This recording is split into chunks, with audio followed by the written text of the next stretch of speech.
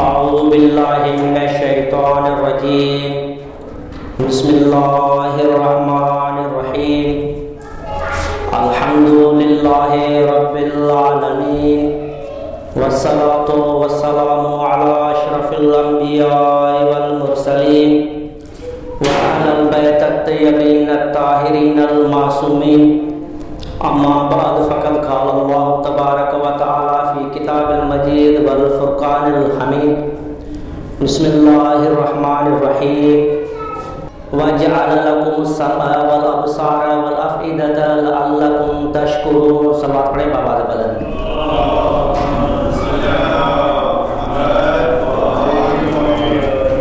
سامعین محترم، واجب الاحترام، آپ کی زحمتوں کو اتنا مختصر کروں گا کہ انشاءاللہ اگر آپ کی توجہ ہوئی تو دو چار جو حدیثیں اور جملے میں یاد کر کے آیا وہ اپنے آپ کی اذان عالیہ تک منتقل کر کے آپ کی زحمتوں کو تمام کروں گا.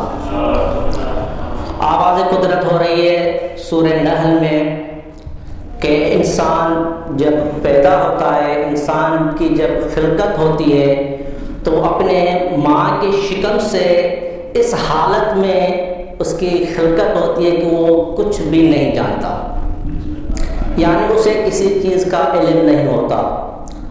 وَجَعَلَ لَكُمُ السَّمْعَ وَالْأَبْصَارَ وَالْأَفْئِدَةَ لَعَلَّكُمْ تَشْكُرُونَ. اور خداوند متعال نے اس انسان کو سننے کے لیے کان عطا کیے، دیکھنے کے لیے آنکھیں عطا کی اور دل عطا کیا تاکہ لعلکم تشکرون، تاکہ یہ انسان شکر ادا کر سکے. ابھی جو میرا موضوع ہے وہ نعمات الہی ہے. اگر انسان پورے عالم کو چھوڑ کر، پوری دنیا کو چھوڑ کر فقط ہی فقط انسان اپنے اعضاء پر نظر ڈالے تو اسے ہر ایک عضو نعمت الہی نظر آئے گا. یہ انسان اتنا بے بس اور اتنا بے خبر پیدا ہوتا ہے کہ انسان کو اتنی طاقت نہیں ہے کہ وہ اپنا سر اپنے گردن پر سنبھال سکے، اور بے خبر اتنا پیدا ہوتا ہے کہ کچھ عرصے تک اپنی ماں کو پہچان نہیں سکتا. لیکن یہ انسان جو کہ حیوان ناطق ہے، لیکن خداوند متعال نے اسے ایک ایسا امتیاز، ایک ایسی نعمت الہی عطا کی ہے جو دوسرے حیوانوں پر حکم چلا سکتا ہے. وہ نعمت الہی ہے عقل. عقل کے ذریعے انسان تمام حیوانوں پر حکمرانی کر سکتا ہے. تو ہر انسان اپنے اعضاء پر اگر نظر ڈالے تو اسے کان عطا کیے ہیں، یہ نعمت الہی ہے تاکہ ان کانوں سے آوازوں کو درک کر سکے. خداوند متعال نے آنکھیں عطا کی ہیں تاکہ آنکھوں کے ذریعے سے آیات الہی دیکھ سکے، اور خداوند متعال نے اس انسان کو یہ ہاتھ عطا کیے ہیں تاکہ یہ ہاتھ اپنے اچھے کاموں میں صرف کر سکے. ہر انسان دنیا میں جو جو چیزیں ہیں خداوند متعال کی طرف سے نعمت الہی ہے. یہ دن جو ہے یہ نعمت ہے، یہ رات جو ہے یہ نعمت ہے. اگر خداوند متعال نے کسی انسان کو نیک اور صالح اولاد عطا کی ہے، یہ بھی خدا کی طرف سے نعمت الہی ہے. اگر خداوند متعال نے کسی کو فرما بردار بیوی عطا کی ہے تو یہ بھی نعمت الہی ہے. یہ دن رات نعمت الہی، اور یہ ماہ جو بھی ماہ چلتے آ رہے ہیں یہ نعمت الہی ہے. بالخصوص خدا کی عزت کی قسم یہ ماہ رمضان المبارک اتنی نعمت اور رحمت الہی ہے کہ اس ماہ کو نعمت عظمیٰ کہا گیا ہے. یہ نعمت الہی کیوں نہ ہو؟ اگر انسان دوسرے ماہ میں دیکھے، جو انسان دوسرے ماہ میں خدمت کرتا ہے اور اس ماہ میں جو خدمت کرتا ہے اس کا ثواب اور اجر اتنا ہے کہ انسان خود پریشان اور حیران رہ جاتا ہے. پیغمبر اسلام کی ایک حدیث، ایک روایت میرے ذہن میں آ گئی ہے. پیغمبر اسلام فرماتے ہیں ایھا الناس من فطر منکم صائما مؤمنا فی ھذا الشہر وکان ذلک عند اللہ اتق رقبۃ ومغفرۃ لما مضى من ذنوبہ. یہ ماہ رمضان کیوں نہ نعمت ہو؟ پیغمبر اسلام فرماتے اگر اس ماہ میں کوئی انسان کسی مومن کو روزہ افطار کرتا ہے تو اس بندے کا خدا کے نزدیک کیا اجر ہے؟ پیغمبر اسلام فرماتے ہیں اتقوا رقبۃ و مغفرۃ لما مضى من ذنوبہ، گویا کہ اس انسان نے کسی ایک غلام کو آزاد کروایا اور اپنے سابقہ سارے گناہ بخشوا دیے۔ جب یہ حدیث یہ کلام ہو رہا تھا قیل یا رسول اللہ، کسی صحابہ میں سے کسی رسول کے کلمہ گو میں سے کسی نے عرض کیا یا رسول اللہ لیس کلنا یقدر علی ذلک، ہم سب کے سب کسی چیز پہ قدرت نہیں رکھتے۔ تو پیغمبر اسلام نے مسئلہ ہی آسان کر دیا۔ پیغمبر اسلام فرماتے ہیں کسی نے عرض کیا یا رسول اللہ ہم اسی چیز پہ قدرت نہیں رکھتے، تو پیغمبر اسلام نے فرمایا اتقوا النار ولو بشق تمر، اگر آپ بڑے بڑے دسترخوانوں کا اہتمام نہیں کر سکتے، اگر آپ کسی کی افطاری کا بڑا اہتمام نہیں کر سکتے، تو کسی روزے دار کو کھجور کے ایک آدھا حصے سے اگر روزہ آپ افطار کرواؤ گے تو گویا کہ آپ نے اپنی جہنم کی آگ سے آپ کو محفوظ کر لیا۔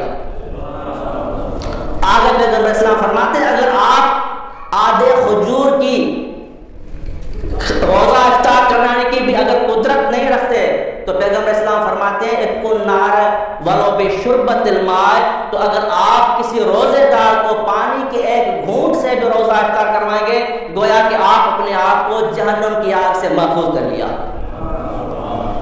اگر آپ دوسرے ماہ میں یہ عمل کریں تو اتنا ثواب نہیں ہے، یہ ماہ رمضان نعمت الہی ہے، تو جنہوں نے یہ روزے کا افطاری کا بندوبست کیا ہے خداوند تعالیٰ ان کی قبول فرمائے، اور آگے انشاءاللہ جو مومنین ہیں وہ بھی تعاون کریں گے۔ ایک صلوات پڑھیں بابا سے بلند۔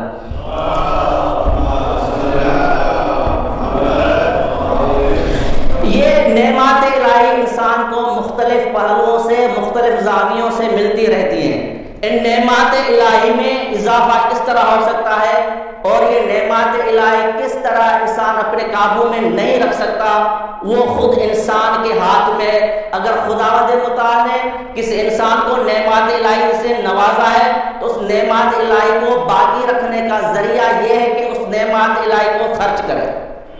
اگر یہ انسان نعمات الہی کو خرچ نہیں کرے گا، لوگوں تک صرف نہیں کرے گا، تو خداوند متعال نعمات الہی کو ان کے ہاتھ سے چھین لے گا۔ امام علیہ السلام فرماتے ہیں ان للہ عبادا یختصهم اللہ بالنعم لمنافع العباد، خداوند متعال نے اگر کسی انسان کو نعمات الہی عطا کی ہیں تو ان نعمات الہی کا فائدہ دوسرے لوگوں تک پہنچائے، اگر نہیں پہنچائے گا فَيُقِرُّهَا فِي أَيْدِهِمْ مَا بَذَلُوهَا، اگر وہ انسان نعمات الہی کو خرچ کرے گا تو وہ نعمات الہی اس کے ہاتھ میں باقی رہیں گی۔ فَإِذَا مَنَعُوهَا نَزْعَهَا مِنْهُمْ ثُمَّ حَوَّلَهَا إِلَىٰ غَيْرِهِمْ، اگر وہ انسان ان نعمات الہی کو روک رکھے گا یعنی لوگوں تک خرچ نہیں کرے گا تو خداوند متعال اس انسان سے ان نعمات الہی کو چھین کر کسی دوسرے کے حوالے کر دے گا۔ اگر نعمات الہی ہیں تو انہیں خرچ کرنا پڑے گا۔ یہی سبب ہے قارون جو کہ بڑا مالدار تھا، نعمات الہی عطا کی گئی تھی، ہر روز حضرت موسیٰ علیہ السلام کے پاس آتا تھا، اے موسیٰ نبی آپ میرے لیے دعا فرمائیں کہ میرے پاس کچھ بھی نہیں ہے۔ حضرت موسیٰ علیہ السلام کی دعا سے اسے اتنے نعمات الہی ملی کہ ابھی ہم بھی کہتے ہیں نا اگر کسی کے پاس کوئی جائیداد ہو کوئی دولت ہو تو ہم مثال میں یہی کہتے ہیں کہ بھائی فلاں کے پاس تو قارون کا خزانہ ہے، یعنی اس کا خزانہ اتنا مشہور تھا۔ لیکن جب یہ ساری چیزیں اس کو مل گئی تو حضرت موسیٰ علیہ السلام نے فرمایا اے قارون آپ کے پاس اتنی ساری نعمات الہی ہیں، آپ کے اوپر خداوند متعال کے بندوں کے کچھ حقوق ہیں، آپ ان میں خرچ کریں صرف کریں۔ تو قارون نے کہا کہ اے موسیٰ آپ نے میرے مال میں نظر ڈالی ہوئی ہے۔ وہ حضرت موسیٰ جو قارون کے لیے دعا مانگتا تھا وہ حضرت موسیٰ علیہ السلام نے ہاتھ اٹھا کر کہا اے خدایا جو بھی قارون کے پاس ہے آپ نے ہی دیا تھا، ابھی آپ ہی چھین لیں۔ تو اس قارون کا خزانہ زمین میں ڈستا گیا یہاں تک کہ حضرت قارون خود زمین اسے نگلنا شروع کیا، اور قارون حضرت موسیٰ علیہ السلام کو منتیں کرتا رہا، اے موسیٰ یہ سارا مال لے لے، میری جان بچا لے۔ حضرت موسیٰ فرماتے رہے، اے قارون خداوند متعال نے آپ کو نعمات سے نوازا تھا، لیکن آپ نے ان نعمات سے غلط فائدہ لیا، لوگوں تک خرچ نہیں کیا۔ یہ قارون منتیں کرتا رہا، حضرت موسیٰ کو منتیں کی کہ میری جان بچا لو، میرے لیے دعا فرمائیں، اور آواز قدرت آئی ہے، قارون جتنی منتیں آپ نے موسیٰ کو کی ہیں، اگر اتنی منتیں میں خدا کو کرتا تو میں رحمان تھا، تمہیں بخش دیتا۔ یہ قارون نعمت الہی ملی، لیکن نعمت الہی سے ملنے کے بعد وہ قارون ان نعمت الہی کا صرف کسی اچھی جگہ پہ نہیں کرتا تھا، تو خداوند متعال نے وہ ساری نعمت الہی چھین لی۔ یہ ساری زندگی میں انسان کو نعمت الہی مختلف پہلوؤں سے ملتی رہتی ہیں۔ یہ ساری جو نعمت الہی ہیں یہ نعمت صغیرہ ہیں، لیکن انسان کو جو سب سے بڑی نعمت الہی ہے وہ نعمت ولایت علی امیر المومنین علیہ السلام ہے۔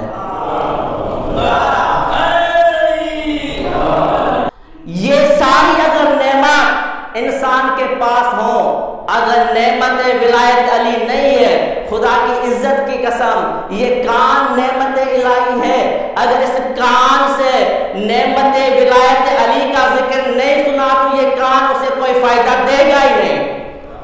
یہ زبان انسان کو نعمت الہی ہے، لیکن اس زبان سے نعمت الہی عظمی ولایت علی کا ذکر نہیں کیا تو یہ زبان کسی کام کی نہیں ہے۔ اگر اولاد کسی انسان کو نعمت الہی ہے، اگر اس اولاد کی تربیت امیر المومنین جیسی نہیں کی تو یہ اولاد اس کے لیے کوئی فائدہ مند نہیں ہے۔ اسی طرح جو بھی دنیا میں نعمت الہی ہے، اگر وہ انسان اکٹھا کر لے، کسی ایک جگہ پر ساتھ کر لے، وہ نعمت الہی ایک سائڈ اور نعمت ولایت امیر المومنین ایک سائڈ، اگر قیامت کے دن، محشر کے دن اگر یہی انسان ساری نعمت الہی لے کر آئے گا، خداوند متعال سوال کرے گا، ان نعمت الہی کو چھوڑو، مجھے یہ بتاؤ کہ جو نعمت عظمی تھی ولایت امیر المومنین وہ آپ کی دل میں ہے تو یہ نعمت بھی کام آئے گی، اگر ولایت امیر المومنین نہیں ہے تو یہ نعمت بھی کوئی فائدہ نہیں دے۔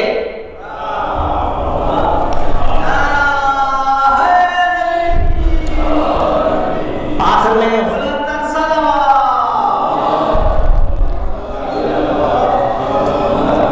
اور ایک مرتبہ سورہ فاتحہ اور سورہ اخلاص کا التماس ہے، جن کی طرف سے افطاری کا اہتمام ہے، بالخصوص مولانا عرفان بہلول صاحب جن کی طرف سے آج یہ افطاری کا اہتمام ہے، ان کے جو بھی عزیز و اقارب اس دنیا سے، تمام مومنین مومنات شہداء علماء جو اس دنیا سے انتقال کر گئے ہیں، ان کے لیے ایک مرتبہ سورہ فاتحہ کا التماس ہے۔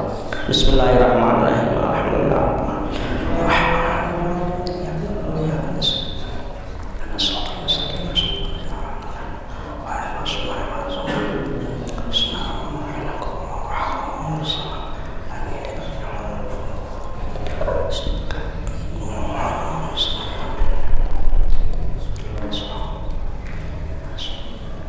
اللہم صلی علی محمد وعلی محمد۔ خدایا واسطہ ہے تمہیں چاردہ معصومین علیہ السلام کا سورہ فاتحہ، سورہ اخلاص یہ جو ذکر کیا گیا اور افطاری کا ثواب بحق چاردہ معصومین علیہ السلام مولانا عرفان بہلول صاحب کے جو بھی عزیز و اقارب اس دنیا سے انتقال کر چکے ہیں، ان کے ارواح کو ایصال ثواب فرما۔